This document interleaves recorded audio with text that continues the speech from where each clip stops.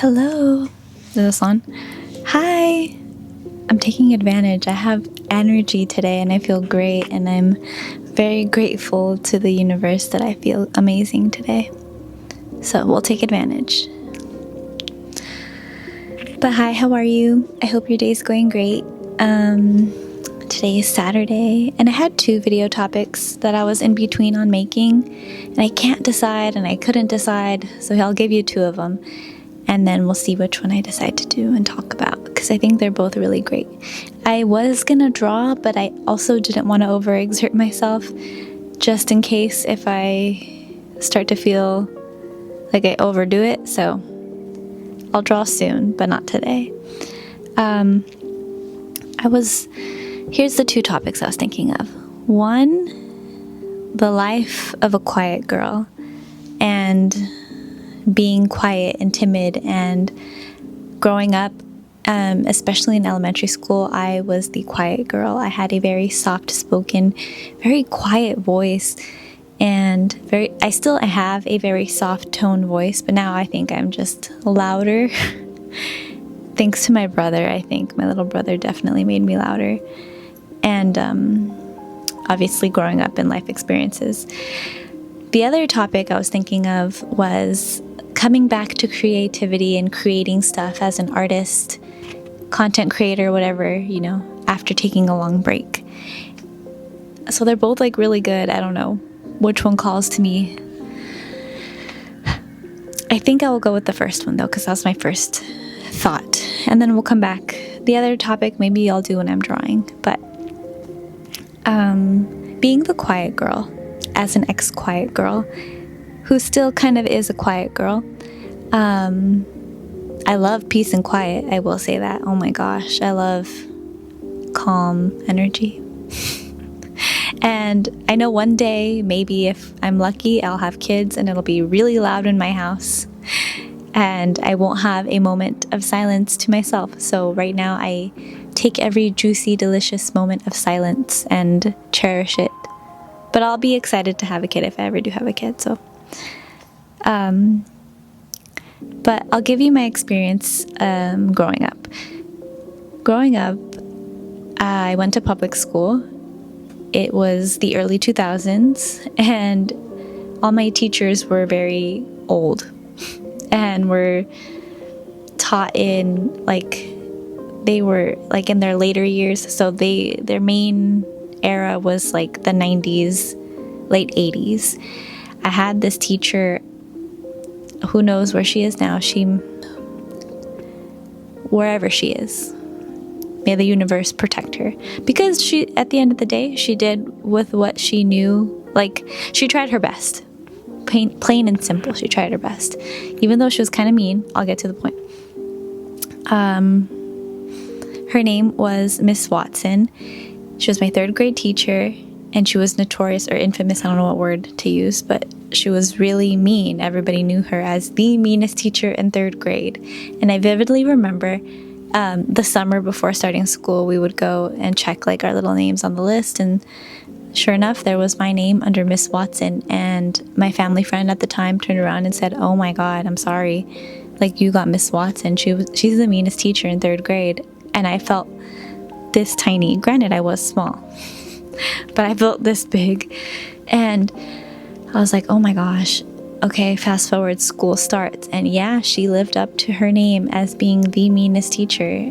She yelled. Growing up, I was never yelled at by my parents. My parents were really cool, very young. I had young parents.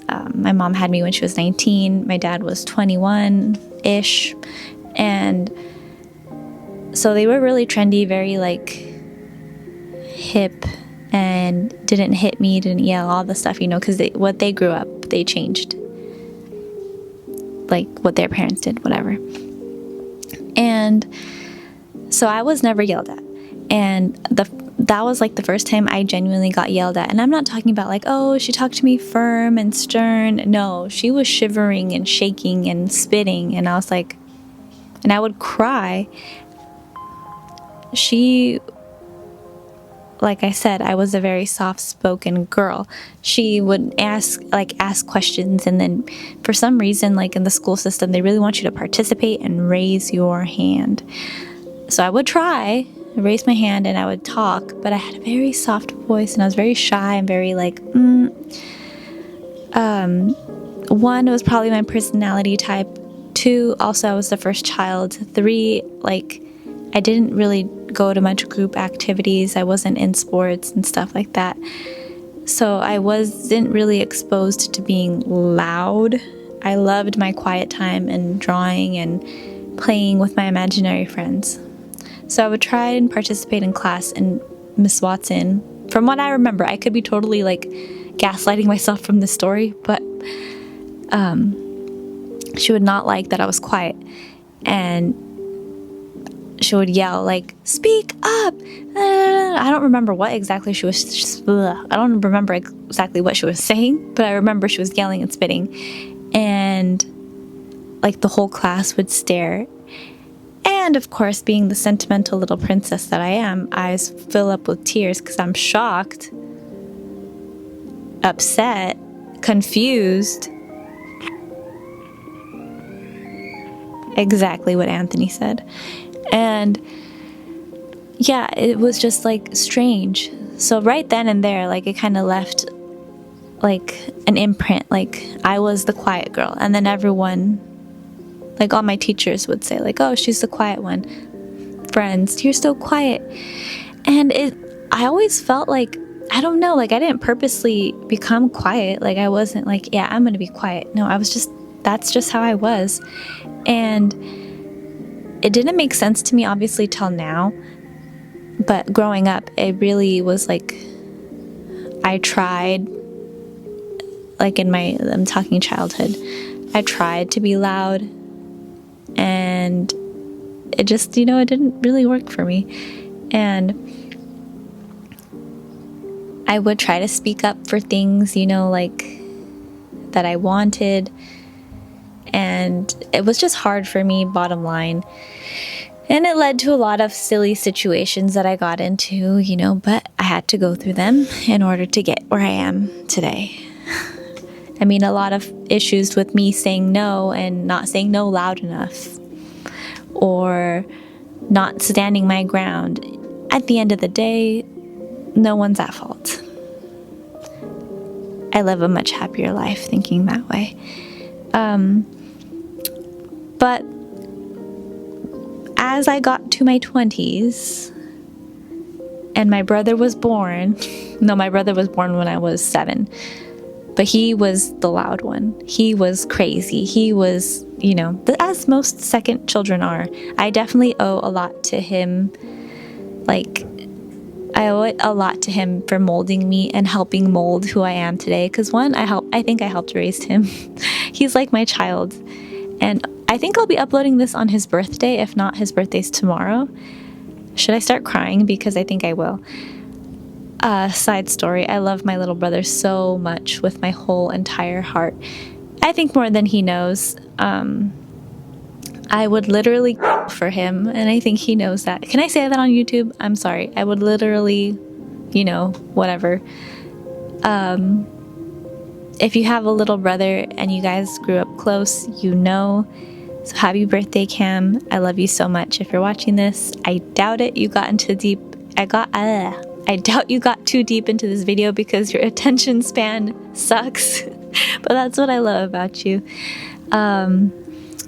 So, because I know mine does too. But it's not our fault. I should have wrote down what I was talking about. Oh yeah, once my brother was born, he definitely helped mold who I was today. And he helped me kind of see like, hey, it's okay to speak up and be loud and like voice your opinion. Your opinion deserves to be heard. Growing up, I didn't feel that. Like, I didn't feel like, oh, no one wants to hear my opinion. No, I think I was just naturally born a quiet person. And then as I got older, I was like, maybe no one cares. But I think it just, as a kid, you don't really think of that stuff, so you can't really blame yourself. As a young adult, you kind of like, okay, I would have done this and this differently. So here I am, if this lands in your pathway and you're here watching this video with me, I guess, you can kind of see, like, if you're in this similar situation, here's what I would suggest to you. Here's what I would have done differently in my past self. Definitely speak up, and your opinion is valid. Your opinion matters. You yourself as a person matter. And whatever it is, say it loud and proud. And now that as a almost 30-year-old, my favorite line to say is, say it with your chest. Say it confidently and say it like con ganas, basically. I don't know how to translate that in English. Like, say it with your chest. Because it's important. And if it's important to you, that's all that matters. And don't take other people's comments, opinions, whatever. Don't take it so to heart. Because I know a lot of my timidness would come from oh, I'm not sure what they're gonna say or how they're gonna perceive me, type of a thing. But knowing what I know now and being grown, it doesn't matter. And in order to keep yourself safe and protect your aura, your being, your energy, you gotta speak up for yourself, and you gotta make your opinions, your morals, all that stuff, you have to make it known. And that's basically putting yourself first at the end of the day, and that's really what you should be doing. Whenever I say you should be doing, I am talking to my past self. I hope you guys know that. I feel like I always have to give my disclaimer, because then I have someone saying well, don't tell me what to do. And I'm like, I'm not telling anybody what to do. I'm telling myself what I should have done. And what I need to go back and watch my own videos. I do. And it's a good motivator for me to talk about it. And if anyone learns something from it, that's always a plus. I'm also freestyling this video. I hope it's good. Oh, got exposed. I hope it's good, because I didn't write down any notes, and I wasn't even gonna film in the first place. But I decided to, because I have to take advantage when I do feel good, and especially with an autoimmune disease like lupus, you never know what tomorrow will bring. Or even later today, I might feel like crap. Tomorrow I might feel like crap. But right now, in this very moment, I feel great. So I'm taking advantage. And maybe that's a little lesson that you and I can learn from. You never know what tomorrow will bring, whether you have an autoimmune disease or not. So take advantage of today, because you never know what tomorrow will bring. And I think those are some wise words to live by. But let me know if you would like more videos, any topics pertaining to any subject. But I really felt I think this topic was important for me to talk about as an ex-quiet girl who still loves her quiet time. And, you can become loud and proud. Like when SpongeBob, I don't know if anybody watches SpongeBob, but when he's standing on top of his house and screaming at the top of his lungs, I'm ugly and I'm proud. You should do that. Not that you're ugly and proud, but you get what I'm saying. I hope you do. I hope this video makes sense, and I hope you get what you need out of this video. And how long have I been recording? Can I talk about the other thing? Oh, it's been 15 minutes.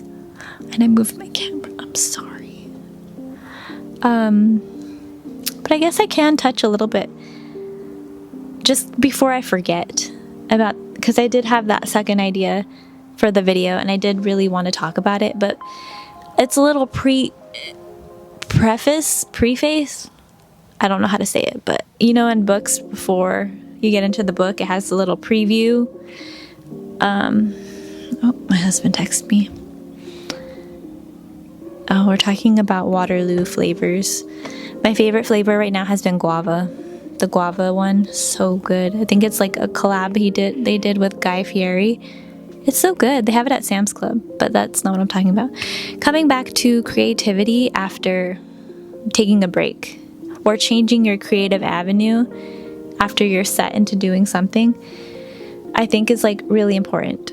That's just, I feel like I needed to say that in this video. It has nothing to do with what I was talking about, but maybe it does. But pertaining to that topic, I think it's really mandatory that I say it. It's okay to change your mind about certain avenues that you're going down. You're not locked into a certain thing for the rest of your life, especially if it's creative, like making things, making content, drawing, whatever it is, school. You can always change your mind. I just feel like I should say that. I don't know. We'll talk about it more next time. That's my preview for my next video. Also, this shirt is from Walmart and it was $5. I love it so much. I've really been into these colors lately. I don't know. It makes me feel very nostalgic for my 10-year-old self. I think too, also like I'm growing my hair out. I don't know. It just makes me feel very nostalgic to my childhood self and I really love it. And I also I was so lucky. My brother had a carne asada for his birthday this week, and my grandpa, which I'm so lucky to have still, made me adura. Aduras are like tortillas that you leave on the grill for like ever and they get burnt and hard like a tostada, but it's not a tostada, it's adura. And I was eating adura and it was just like I felt so like I got a piece of my nostalgia that I've really been wanting and it felt really nice. I just wanted to share that. I don't know. Okay, but thank you for watching this video, and I hope to see you next time. Bye!